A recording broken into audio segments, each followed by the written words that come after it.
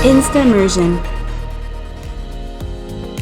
Welcome everybody to the latest episode of I Am Talk. We have my good friend Norman Laroya in the house today. And Neil, so good. You go by Neil, right? Yeah, I go by Norman. Is your first name, middle name? Neil Norman is my whole first name. That's awesome. That's awesome. No hyphens. No hyphens. Just a double N. Yeah. Double N. Yeah. Okay. I love that. Neil Norman. I just remember the first time that we actually got to meet each other was in New York. Yeah. Right? Was it in New York? Yeah, we were going to New York, and it was my first time, and it was like, you used to live there. I used to live there for less than a year. That's a whole other story, but no. We were working on a video project with Hawaiian Airlines and RKT Media, right? But we had the chance to not only work on an amazing project together, but just really, I got to learn more of your heart. We were roommates for a few days. Yeah.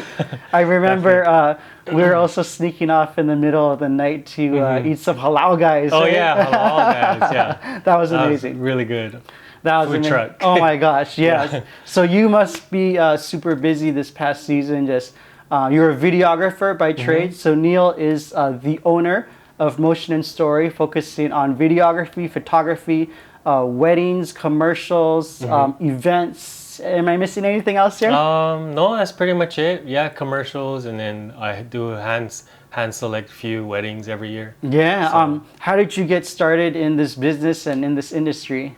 How did I get started? Well, after high school, I just got into photography, and from there, I just throughout the years, I went to like community college here in Hawaii, and then when I finished that doing digital media, I went to San Francisco and did commercial photography there for my bachelor's. So I lived in San Francisco for 4 years, and then worked in LA for 2, and then ever since I've still been doing video and all that. I'm glad, filmmaking has taken me around the world, like been going to places, ever since I was, 20 years old. Wow. And that's 20 years old that was the time you were in San Francisco around? Or? No, 21 years old. No, this was before San Francisco. I went on a documentary trip. Oh, wow. Filming. It was like when human trafficking wasn't even a big thing yet. But I went on a month-long trip to Africa, India, and then London.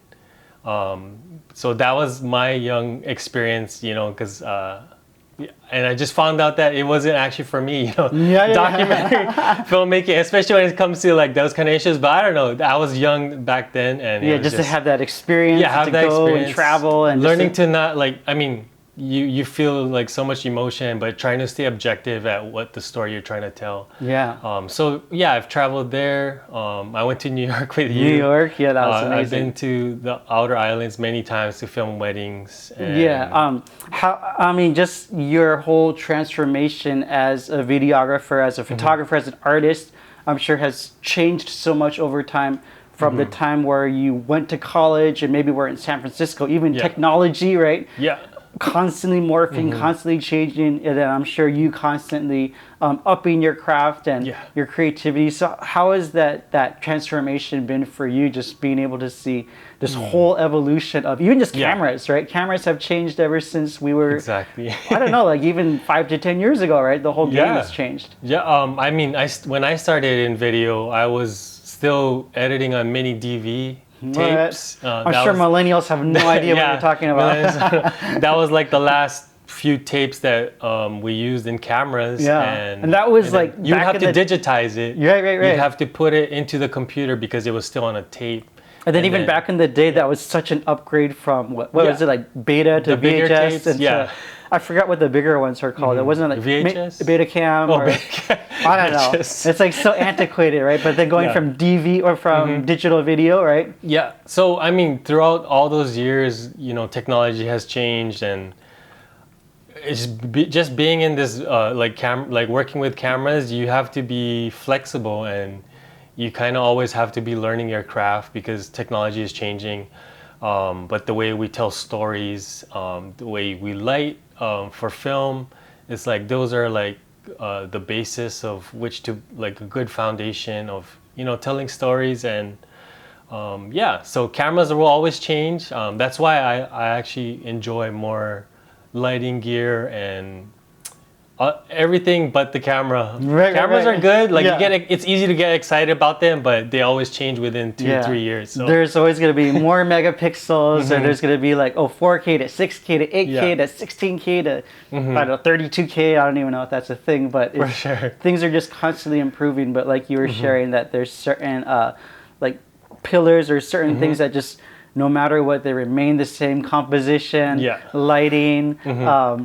Framing, all that kind of stuff. Audio is a big thing. Like I've been really trying to put emphasis on my films with audio, because it is really half your film. Oh my gosh. If you make a video or a short film with just pretty pictures, then that's all it is. It's like an Instagram feed. Yeah. No, but great audio. Because audio is like, will put you over the top or separate you from how your story is being told. You can watch a beautiful movie without sound and like still not be connected with it, but that's why audio is so important. Oh my goodness, yes.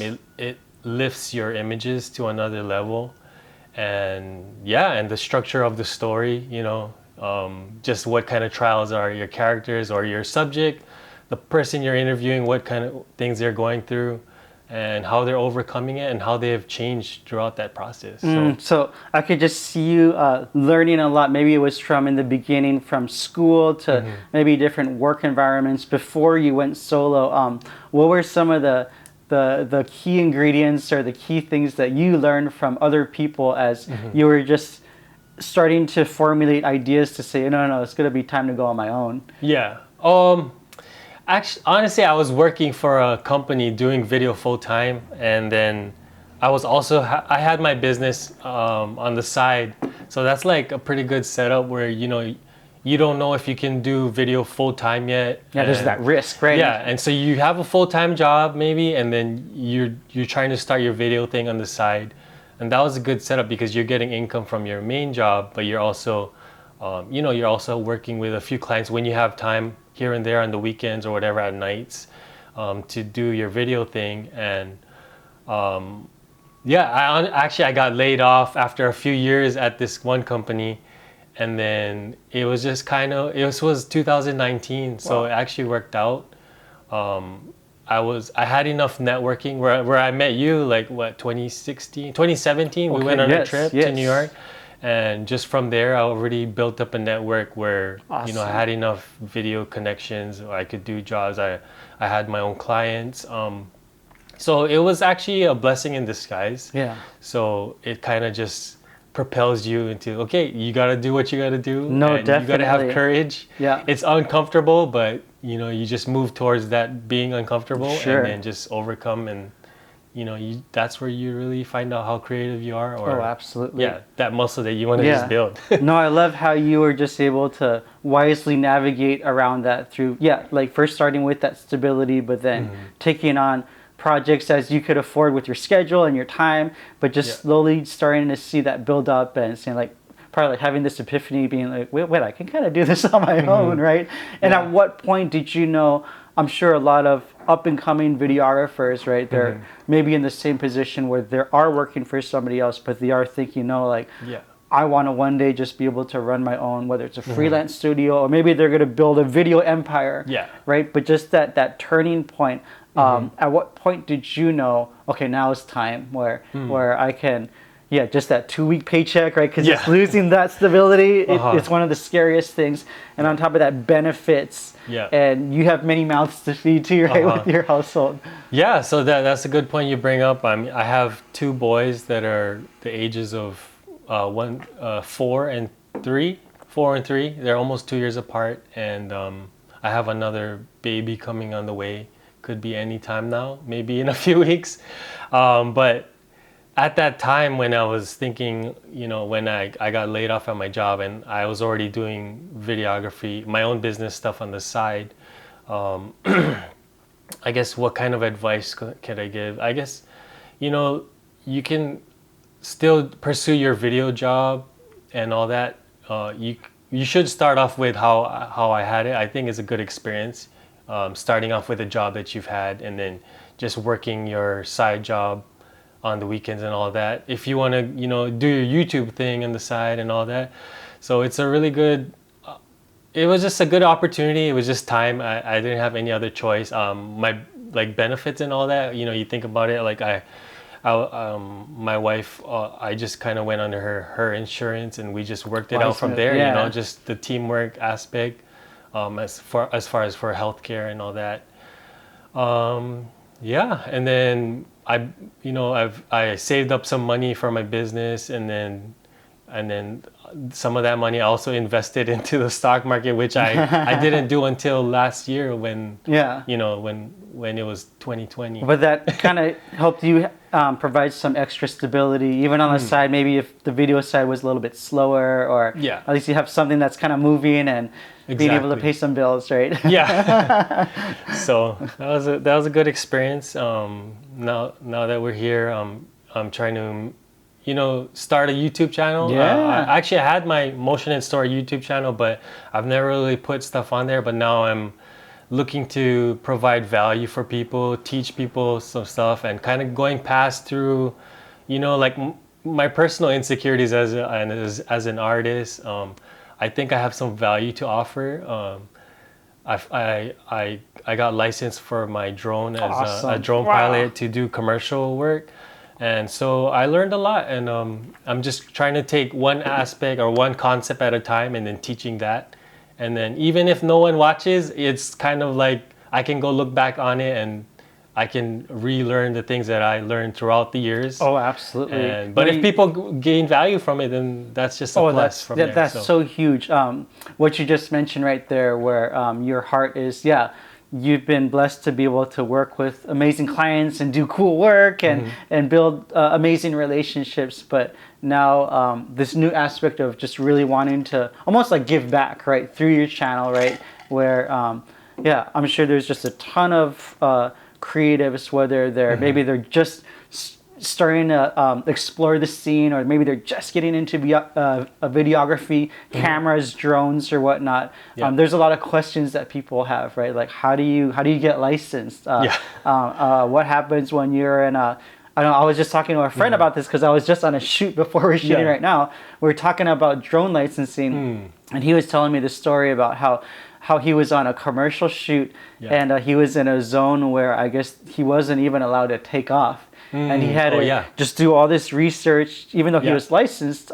They had restrictions that were kind of built around. And here his client is breathing down his neck, being like, "Where's the footage?" And he's like on his phone googling, like, how do I circumnavigate around this? But I'm sure people can learn from your experience through situations like that, where they don't have to make those mistakes, but they can learn from it. That's funny you bring that up, because actually when I got my license, I was thinking about getting the drone license, the Part 107, for a few years, but I never really followed through on it. But then I think last summer, my wife was like, or 2 summers ago, my wife was pushing me like, you should get your drone license, and kind of like putting it in there. I'm like, okay, I'm going to take these 2 weeks off and just study for it. I watched certain YouTube videos, which I could help. If you guys have questions on that, I could provide the links, how I learned, and then just did that. But and then a few months after that, I landed a huge client, flying the drone here in Hawaii. No way, And it was a big contract, and it was like a 2-month-long project, just flying the drone.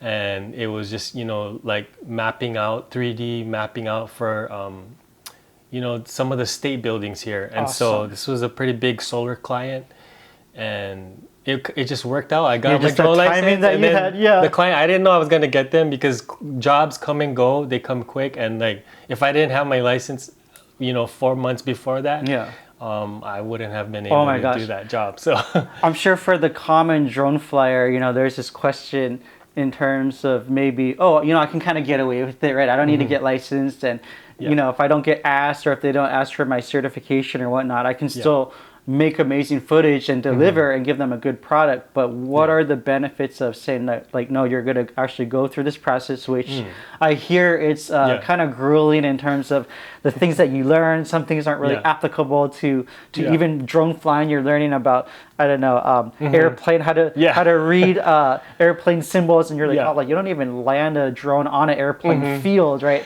Let alone exactly. But what's the importance of having to go through that process, and what kind of confidence does that give you going ahead working with clients that actually want to hire you just for drone shooting? Yeah, first of all, I mean, the Part 107 test, the drone test, is a test that the FAA requires for drone pilots who want to make money off of it.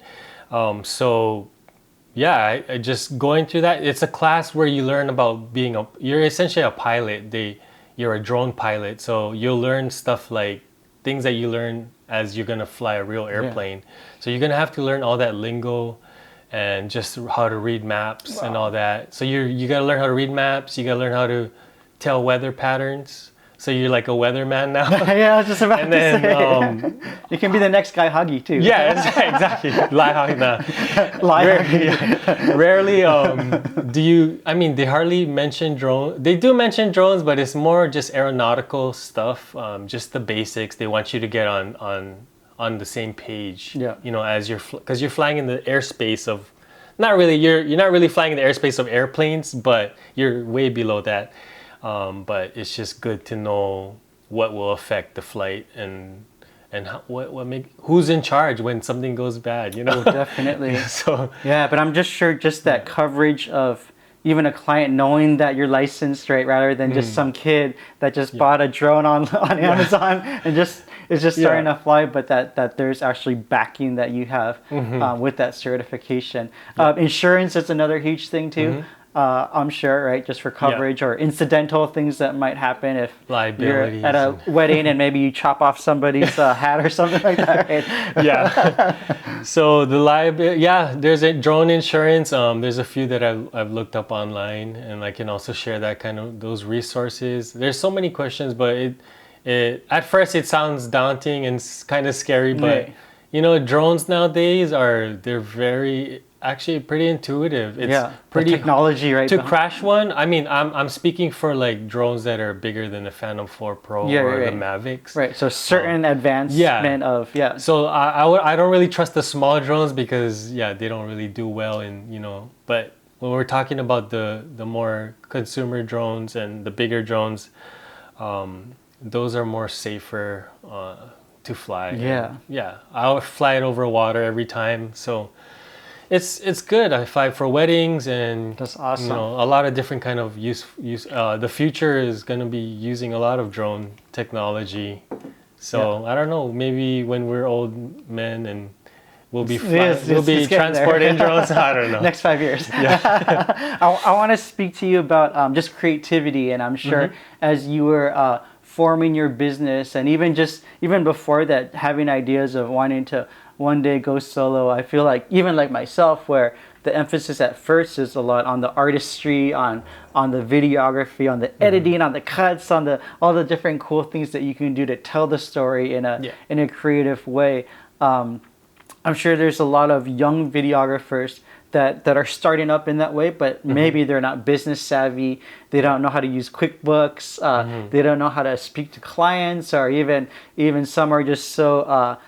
I remember, when I was starting out, I was more fixated on just the computer, but when it came to even just general people skills, I was just horrible, and I didn't know how to land my first client, but I knew how to do cool work. And so, how do you cross that bridge of being ultra creative to saying, okay, well, now I have to figure out how to be a businessman too?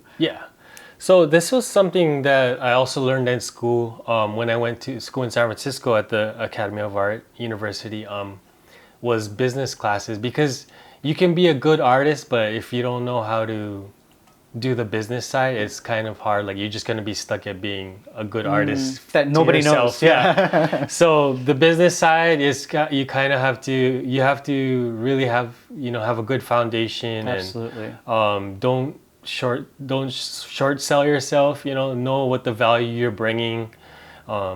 I went through like many invoicing apps as well throughout the years. Before it was more like Excel sheets and all that. Thank God for QuickBooks now. Yeah, right? but yeah, I use FreshBooks, but FreshBooks. yeah, it's just pretty similar to QuickBooks, Yeah. and that kind of thing. It just helps with how you're branding yourself. So when someone asks you, "Oh, how much is this?"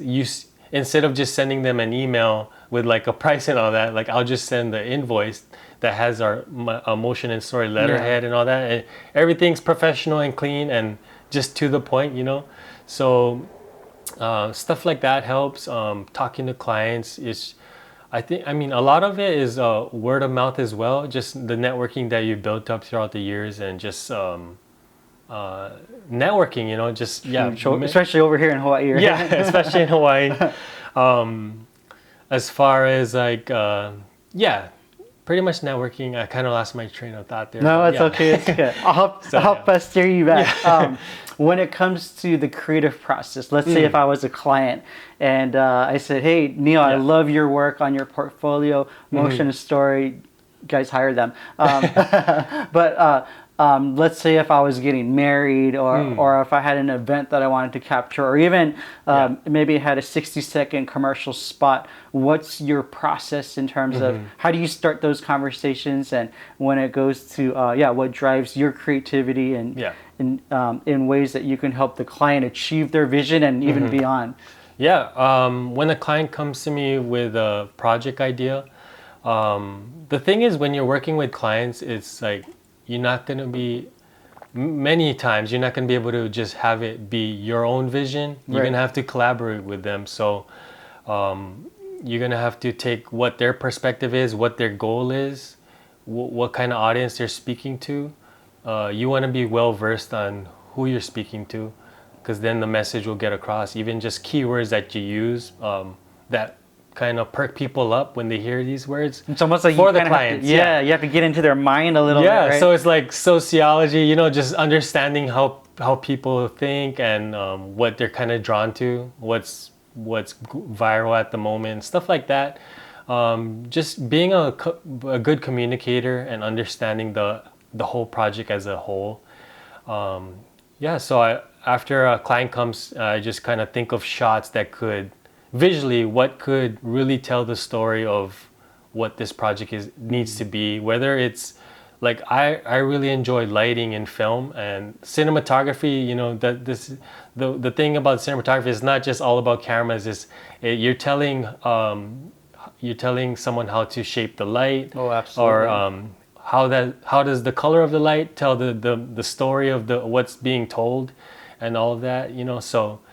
Those are the kind of things that really get my gears going, creativity going. I like to reference movies. There's like websites like Shot Deck where it's just screenshots of movies, and I just use those as references. Whether it's like lighting where the light's coming from the back or if the front, you know, all of that tells the mood of if you want it to be happy or if they're trying to overcome a trial. And all of that. So it's not just what they're saying on camera, but everything else that's happening too, and all of that. So that's the kind of process I have to go through. No, absolutely. You've been at the game for what, 10 plus years, right? 10 years, yeah. And so to be able to run a successful freelance operation, especially in a time like this, did you see COVID kind of push your limits in terms of maybe different types of projects, or even just how much more important video is during this time? So video actually turned out to be a good thing, you know, during COVID and the lockdowns last year. The clients that I kind of knew were just doing 1 or 2 projects with them in a year. They were calling me to do more projects because they couldn't reach their clients wherever they were, you know, whether their clients were in Japan and they were in the tourism industry and the tourists couldn't fly here to Hawaii. So how could we communicate and stay in touch with those guys? So I would provide those video elements and just stuff like that. Video turned out to be a really important role in how we stayed connected with people. It just kind of helped out, you know, just kind of see how the world was changing. No, absolutely. And how you can continue to learn new things every time. So. Just as somebody that has continued going with the times, I'm always constantly seeing you learn new technologies, even the 3D cameras you were doing for some real estate projects, but always seeing you be on the cutting edge of just kind of what's next in the video world. What would you say, looking, whether it's 5 to 10 years out, what's next for Motion and Story? Or what would you like to project, and maybe there's future endeavors or things you would like to get into? Yeah, so I'm at the point of my career where I have clients on the side to, pay the bills and to still stay creative and collaborate with.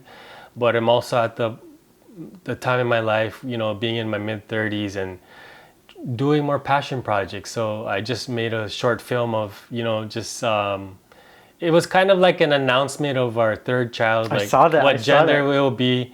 I really enjoy photographing my kids and just kind of seeing the world through their eyes.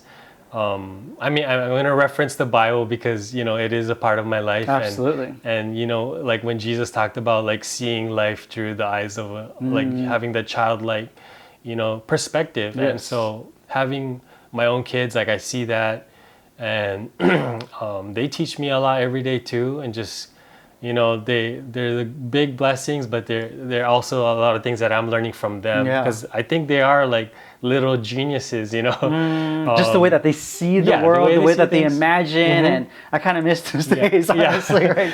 So I remember when I was like a kid, when I was say like my kid, he likes to my oldest son, he likes to play basketball, and sometimes he's playing by himself, and I used to play when I was growing up playing sports and no one was around. I would have to play basketball myself, and then that imagination of like thinking you're on a team but you're the only one there, and just having that creativity. I see that in him, and then I always think on Michael Jordan or Kobe Bryant all the time. Exactly. So, nobody gives me any attention. Well, Neil, we're down to our last few minutes, but I just want to give you just a little spot for you, if there's whether it's Motion and Story, maybe you have an encouraging word, but just for you to address the camera right in front and just to let you at it. Okay. So I'm just part of this. I'm just in this moment in my journey of filmmaking, and as a father, as a husband, as a family man, I'm making more things that are more meaningful to me. So I've been really focusing on how to really tell better stories and the structure of stories. And I have a YouTube channel that I'm gonna be putting out more content with, and I'm just finishing up a drone tutorial, as we talked a lot about drones here. So it's this video is gonna be called how to get a cinematic drone shot, like doing an orbital shot where you're going in a circle, but you're also focusing on one subject, and it's how you can see that in so many movies. That's going to be a tutorial that I'm going to be releasing, and many more other filmmaking tips as we go along. I don't know, it's just I feel like I'm still young in my filmmaking journey, even though it's been 10 years working with cameras. It's just time that Motion and Story and myself, we put out content out there that people can learn from and can practice and just learn new techniques and just learn to tell better stories. So subscribe to my channel, Motion and Story, on YouTube. You can just search for Motion and Story, and then there's my Instagram and Instagram, we'll and put video all those channel links and all that. So, in the description box below. We'll be sure to definitely plug you, and if people want to get connected and just learn from you and see your work, or even prospective clients, then hire this guy. Okay. But that's all the time that we have left here today on I Am Talk. And just as a fellow videographer, I'm just always constantly inspired by just your outlook and your passion, and just your you actually doing so many creative things in terms of projects, creativity, building community, and so forth. So I'm looking forward to our next time that we can eat halal, guys. Yeah, definitely. So make it pleasure to be here, man. Yeah, thank you so much, Neil, and God bless everyone. Take care. instaMERSION. I would love to thank you for hanging out with us here on I Am Talk. Hit the subscribe button to stay in tune with our channel. Oh, and don't forget to tap that bell icon to get notifications on the latest episodes coming your way. We're always looking for the next guests to talk story with here on I Am Talk. So if you just shoot me an email at alex@instaMERSION.com, I'll be sure to shoot a guest application your way. Well guys, it's all for now. Until our next episode of I Am Talk, this is Alex, and I'm out. Peace!